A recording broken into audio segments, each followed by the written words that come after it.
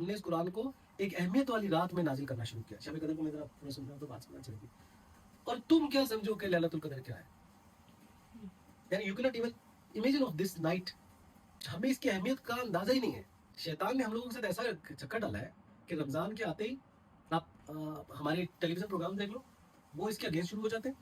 اور اس کے علاوہ آپ لڑکوں کی ایکٹیویٹی دیکھو کہ اس کے اندر کرکٹ ٹورنامنٹ شروع ہو جاتے ہیں. جی رمضان ہے, کرکٹ کھیلیں گے, صبح فجر پڑھ کے سو جائیں گے اور پھر کھیلیں گے. اچھا, اور اس پہ ظلم دیکھو کیا ہے کہ آخری کے 10 دنوں میں تو بالکل ہی لوگ, یعنی آپ کو پتا ہے مارکیٹیں لاسٹ 15 ڈیز میں بھر جاتی ہیں. پہلے جب ہم چھوٹے تھے تو آخری کے 6-7 دنوں میں بھر جاتی تھی, اور اب تو آپ دیکھ لو میرے میں 10-15 دن, یعنی 15 سے 18 دن آخری جو بزی ہو جاتے ہیں, لوگ شاپنگ میں لگ جاتے ہیں.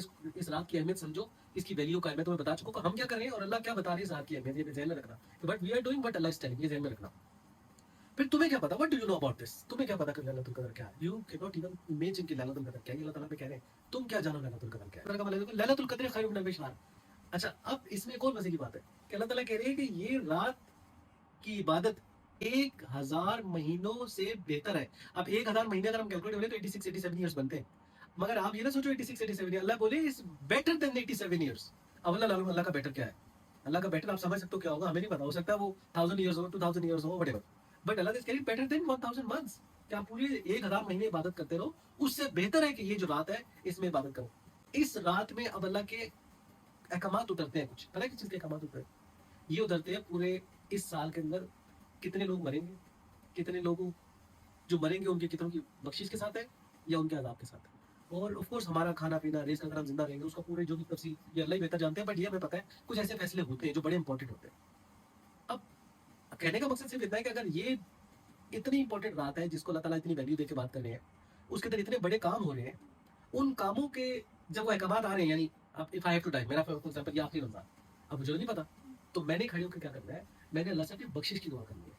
ہرگز اس کا مطلب یہ نہ سمجھو کہ اب یہ کیونکہ اس میں قبولیت کے دن ہوتے ہیں, دعا کر سکتے ہیں تو ہم اپنی چیزیں مانگنے کھڑے ہو جائیں. ہمارا مسئلہ تو یہ تو دعا کا کیا مانگنی ہے, میرا یہ مسئلہ ہو جائے, میرا مسئلہ. حضرت عائشہ سے نے پوچھا نبی صلی اللہ علیہ وسلم سے کہ اگر مجھے پتا چل جائے کہ آج لیلۃ القدر ہے تو میں کیا دعا مانگوں, تو آپ نے فرمایا کہ آپ یہ دعا مانگو کہ اے اللہ تو معاف فرمانے والا ہے, اے اللہ تجھے معاف فرمانا پسند ہے, اے اللہ مجھے معاف فرمانا. یعنی یو لو ٹو فورگیٹ. اللہ تعالیٰ سے کہہ رہے ہیں کہ تم معاف فرمانا, یو لائک اٹ. جب آپ کے پاس کوئی معافی مانگنے آتا ہے تو آپ کو برا نہیں لگتا, آپ معاف فرمانا پسند کرتے ہو اللہ تعالیٰ. یہ بڑی امپورٹنٹ بات ہے. اللہ لو ٹو فورگیو. اچھا, یہاں تک تو فار ایگزامپل آپ لوگوں کو لگ رہا ہو کہ یار یہ تو بہترین کام ہو گیا, یعنی اللہ تعالیٰ آج ہم معافی مانگ لیں اور اگر ہمیں ساتھ میں مرنا ہے تو ہماری تو ہوگی چھٹی, مطلب ایک دن سے غلط معاف کر دیا آپ ہم جنت میں چلے گئے. ایسا بھی نہیں. اور اس میں ایک چیز اور ذہن میں رکھنا, جب آپ معافی مانگ رہے ہو تو means you realise why I am asking for forgiveness. تمہیں پتا ہونا چاہیے میں کس چیز کی معافی مانگ رہا ہوں.